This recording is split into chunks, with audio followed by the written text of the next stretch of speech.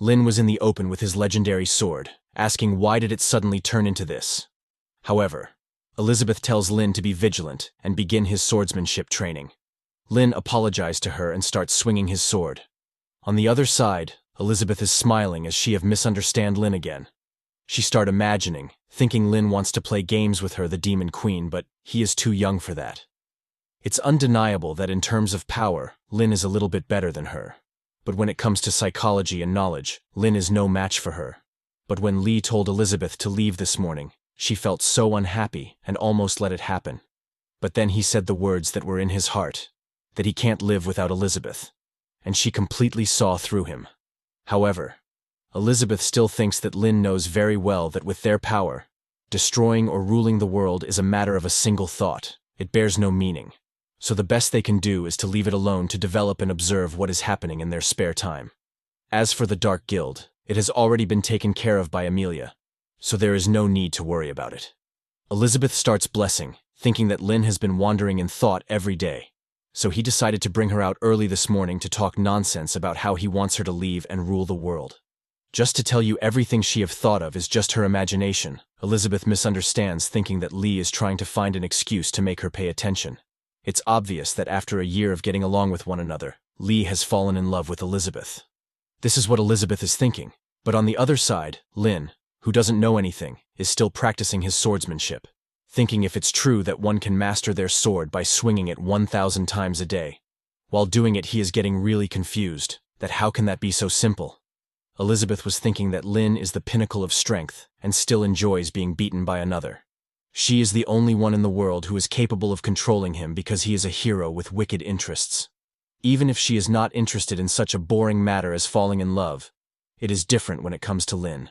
He has the highest power of creation and production, and she has the best swordsmanship and magic. She even start imagining that what kind of a child would the two of them be able to create. She thought that, to create the strongest child to break the limits of this realm is Lin's true aim. However, after thinking about this, she starts laughing, thinking that she will not agree so easily. She will let Lin practice his bad swordsmanship first. He needs to get stronger for that kid in the future. Lin, after seeing Elizabeth acting like that, gets really confused, wondering what is Elizabeth thinking about. Is she really planning to teach him swordsmanship and magic so he can destroy the Dark Guild? But when Lin was swinging his sword, suddenly a smoke surrounds the legendary sword. And in the next moment, the legendary sword turns into a 12-year-old kid. For a second, both Lin and that kid just looked at each other.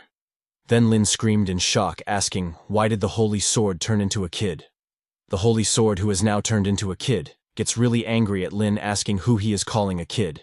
He introducing himself as Majestic, Holy Sword's sword spirit, Alpha. Elizabeth, after seeing Alpha, asks Lin what's going on. But after seeing Elizabeth, Holy Sword Alpha get annoyed. It's like he was disgusted after seeing the Demon Queen Elizabeth. He rushes toward her, thinking he will kill Elizabeth today. But before he can attack Elizabeth, she kicks him really hard and sends him flying across to the other side. When Holy Sword Alpha fall on the ground, she asks him to sit down and talk. Holy Sword Alpha, after being beaten by Elizabeth, sits quietly in front of her. Lin apologized to Holy Sword Alpha, explaining that he didn't know Holy Sword was conscious even after using it for so long. With a proud expression, Holy Sword Alpha said, "Course, Lin. You didn't know, I appear at the critical moment of the hero fighting the Demon Queen." Holy Sword Alpha grabbed Lin because he is really angry after finding out that Leping is using him to chop firewood all year. He actually used the Majestic Holy Sword to chop firewood. While crying, he asks Lin if he knows how he spent that year. Lin asks Holy Sword Alpha to calm down as he was trying to hit Lin. But Holy Sword Alpha doesn't listen to him, because Lin actually changed the script and became friends with Demon Queen Elizabeth. And he even turned him the Holy Sword into a wood chopping knife. He says that Lin is a disgusting man, and he doesn't deserve to be a hero at all. Elizabeth, in angry expression, asks Holy Sword Alpha if he wants to kill her. Holy Sword Alpha replies saying no, explaining that it's all because of the silly system settings, and now it's invalid. He told Elizabeth that considering the circumstances, Elizabeth would actually be his savior. But Elizabeth doesn't care, and asks Holy Sword Alpha to help Lin rule the world. After hearing this, Holy Sword Alpha gets really confused and asks, what are they talking about? Lin explains that Elizabeth means they should save it. Holy Sword Alpha is still confused and asks Lin what he is talking about. Lin explains to him that although Lin has been idle for a long time, He decided to take the responsibility as the hero. He will practice, and then go save the world. Holy Sword Alpha asks Lin if he doesn't know where his talents lie. What he means is that Lin just used Holy Sword Alpha to practice his sword swings 100 times and accumulated experience equal to fighting a Demon King level enemy and awakening him. However, Lin misunderstands himself, saying that he knows he has no talent. But with two great coaches, Holy Sword Alpha and Elizabeth, he believes he can do it. Holy Sword Alpha is really confused and asks Lin what he is talking about. He was about to tell Lin that he is the world's strongest swordmaster. But before he can say this, Elizabeth silences him with her magic. Then she asks Lin to sit down first, as she has something to explain to the Holy Sword Alpha. Hearing that Alpha try to run away, but Elizabeth uses her magic hand and gets the Holy Sword Alpha behind the tree. There, she beat the hell out of him. Some moments later, Holy Sword Alpha comes out and was heavily injured. He goes to Lin and said that no matter what, he will cooperate with Lin. Elizabeth tells Lin that without further ado, with only swordsmanship being allowed, they should start venturing outside. The scene shifted to a bustling town square of Titano City, alive with the chatter of townsfolk. A girl announced that the Grey Wolf Guild is looking for recruits. The salary is favorable. The ones who are considering a job change can look at this flyer. The town's air was rich with the scent of street food, the best choice for a snack when going to watch the guild competition. Titano Town is in Sword Saint Guild's area of influence. Lin and Elizabeth also come to this town to watch the guild competition. While walking, Elizabeth told Lin that her magic senses are telling her that this town is to hold a large-scale event, and where there are so many people have gathered, they can get a lot of information. Lin understands that the first step to ruling the world is the gathering of intelligence. However, Holy Sword Alpha doesn't look happy. He asks Lin if he wants him to accompany them to waste his time in such a place. Hearing this, Elizabeth turns her head toward Holy Sword Alpha, and in anger asks him if he wants her to break him in two. Seeing Elizabeth like angry this, Holy Sword Alpha gets scared and asks Lin to call him if he needs him. After saying this, he turns into a sword again. Suddenly, Lin notices a flyer lying on the ground. He says, "Elizabeth, these flyers are everywhere. What is this event that is being held?" Looking carefully, Lin notices that this is a guild competition flyer. He asks Elizabeth if she knew about this. Elizabeth explains that it's a competition where the guilds send their representatives to fight. But suddenly, they heard a really loud sound. This is the announcement sound for participants to enter, and who wants to bet with them. After hearing this sound, people start heading toward the arena where the guild competition is going to be held. Some people ask everyone to bet on the Sword Saint Guild. They will 100% win. But some say that the elves have also sent people this time. Also, there is that card guild that became famous recently. Lin grabbed Elizabeth's hand, suggesting they watch the spectacle too. Moments later, upon reaching the arena, Lin was amazed by arena's immense beauty and size. However, their entry was halted by a yellow monster who informed them that his magic ticket inspector didn't detect their tickets.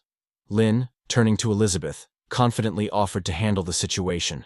He inquired to the yellow monster that as advertised on the flyer, tickets could still be purchased for 10 gold coins.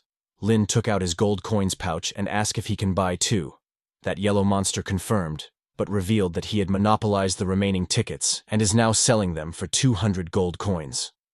Lin was shocked by this blatant profiteering, saying, "There are such thieves in this world too." Elizabeth, clearly displeased, used her mind control magic on the monster.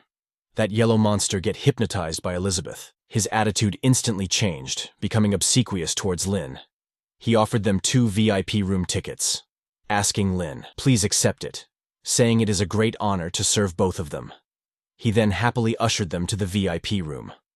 When Lin and Elizabeth enters the VIP room, Lin get awestruck by the luxuriousness of the VIP room and couldn't believe his eyes.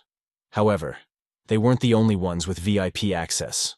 Several important figures from various guilds were present, including spellwriter Tagore Severus, unaffiliated, drunk blacksmith Brian, Dwarf Kingdom, Orange Sword, Luna Saugus, Sword Saint Guild, and her sister Anna Saugus, Purple Sword, Sword Saint Guild.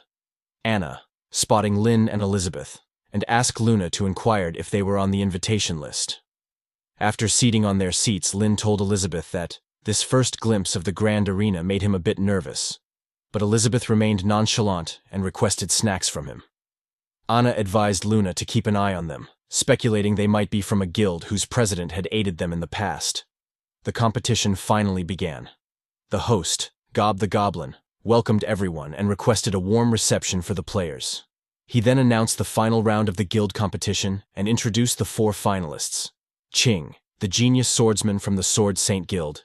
Gaola, the valiant general from the Giant Bear Guild. Travis, the handsome fellow from the Elf Guild. And Yi, the special guest representing the Card Guild.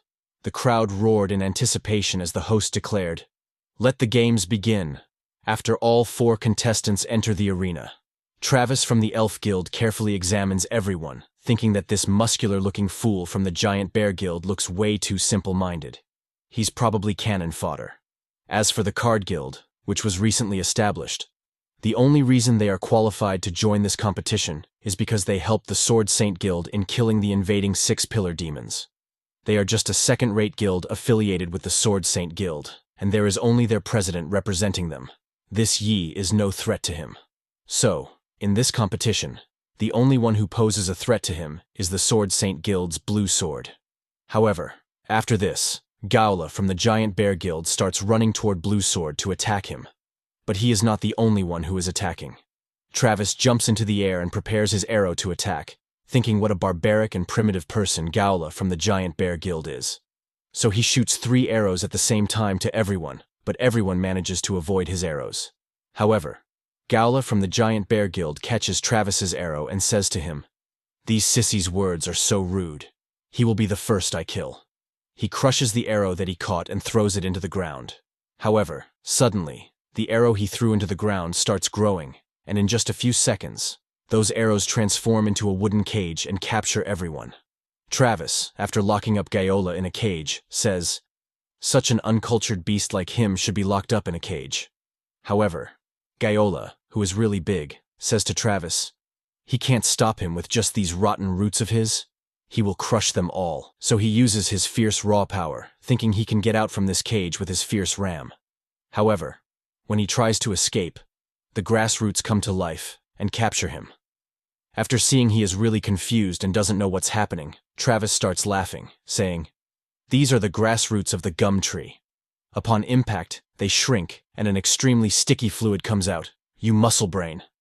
Meanwhile, Blue Sword effortlessly sliced through the roots with his sword, emerging from the cage unscathed. His flawless swordsmanship surprised both the masked man and Travis, particularly Travis, who grew frustrated thinking this Blue Sword is so fast the roots couldn't even touch him. Emerging from the cage, Blue Sword apologized to Travis for destroying his plant. To his surprise, Travis declared it didn't matter. He could repay the debt with his life. Defeating a formidable opponent like Blue Sword would be exhilarating. He readied his bow, unleashing his violent butterfly dance technique, a flurry of 100 arrows. Undeterred, Blue Sword muttered, "No fear, no doubt, no surprises, no confusion," entering his selfless state.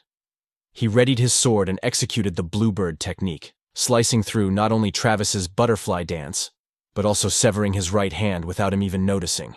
Confused and bewildered, Travis looked at Blue Sword, who calmly stated, "You've lost." Travis conceded, acknowledging Blue Sword's title as the Sword Saint Guild's genius. However, he reminded him that he, too, was a genius. An Elf Guild genius. Suddenly, green butterflies surrounded Blue Sword. Before he could react, Travis unleashed his butterfly explosion. There was a huge explosion, but fortunately, Blue Sword lost his sword, but he survived the attack. However, after seeing Blue Sword is still alive, Travis retrieves something from his mouth and throws it into the ground. Suddenly, a really big flower emerges from the ground.